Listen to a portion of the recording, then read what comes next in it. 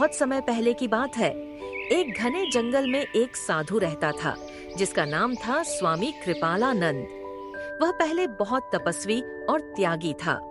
वर्षों तक उसने संयम और ध्यान का जीवन जिया था। दूर दूर से लोग उसके दर्शन करने आते थे। उसके आश्रम में शांति और भक्ति का वातावरण था। एक दिन एक सुंदर युवती रमा अपने पिता के साथ आश्रम में आई। उसका सौंदर्य अनुपम था। स्वामी कृपालानंद का मन, जो वर्षों तक वासना से मुक्त था, एक क्षण के लिए डगमगा गया। उन्होंने उस कन्या को देखकर एक अजीब आकर्षण महसूस किया। नहीं नहीं, मन शांत हो जा। यह भ्रम है। यह तो मेरी परीक्षा है। प्रणाम गुरुदेव। मैंने आपके उपदेशों के बारे में बहुत सुना है। क्या आप मुझे ध्यान करना सिखा सकते हैं?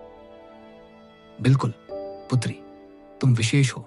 तुम्हारा मन निर्मल है। ध्यान तुम्हें सहज ही आएगा। धीरे धीरे कृपालानंद रमा के पास अधिक समय बिताने लगे। उनके विचार बदलने लगे, किंतु साधु का मन अब भटक चुका था।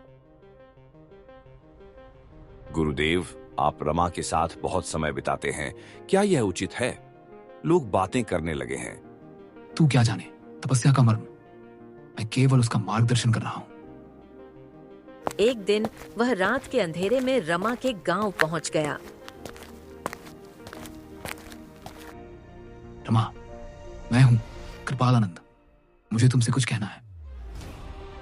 गुरुदेव, आप यहाँ इस समय? मैं तुम्हें चाहता हूं रमा। तुम मेरी तपस्या का फल हो, मेरे मन की शांति।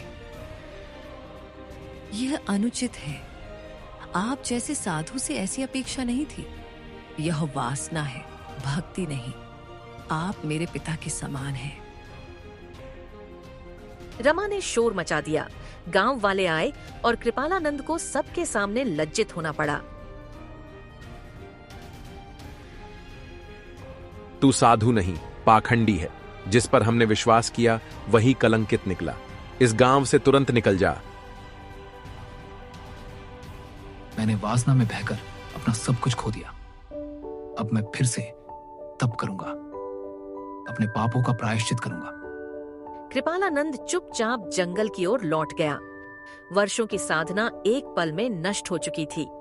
जंगल की गहराइयों में एक टूटा हुआ पेड़, उसके नीचे बैठा कृपालानंद अब गहरे पश्चाताप में डूबा हुआ। मैंने वर्षों की तपस्या को एक क्षण की वासना में गंवा दिया। मैंने गुरु की मर्यादा को कलंकित किया। अब केवल आत्मशुद्धि ही मेरा मार्ग है।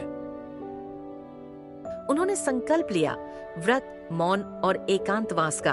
अब न कोई शिष्य, न कोई आश्रम, केवल जंगल, नदी और सूर्य साक्षी थे। महीनों बीत जाते हैं। एक भिक्षुक पर्वतीय गांव में एक टूटी सी झोपड़ी में लोगों से जूठन मांग रहा है। वही कृपालानंद है। बाबा, आप कौन हैं? पहले कभी नहीं देखा। मैं वही हूं जो कभी स्वयं को साधु कहता था।